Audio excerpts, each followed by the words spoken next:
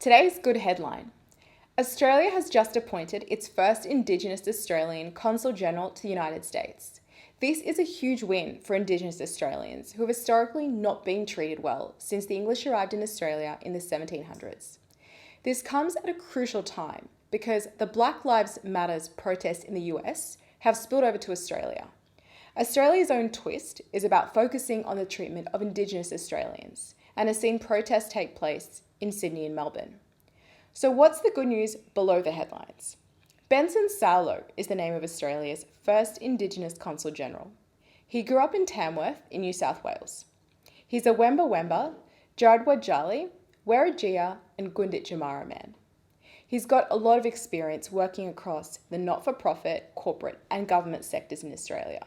And he's a prominent personality in the Indigenous community. Some of his past achievements include being the first Indigenous Australian to be appointed the Australian Youth Representative to the United Nations. He was the lead negotiator on the Rights of the Child Resolution in 2011, and he's the founding director of the National Indigenous Youth Leadership Academy. As Consul General, Benson will be based in Houston, Texas, which is coincidentally the hometown of George Floyd, whose death earlier this year revived the Black Lives Matter movement.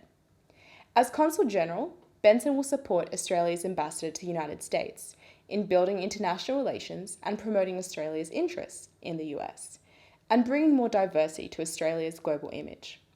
Thanks for watching. This is Tanea bringing you only the good headlines.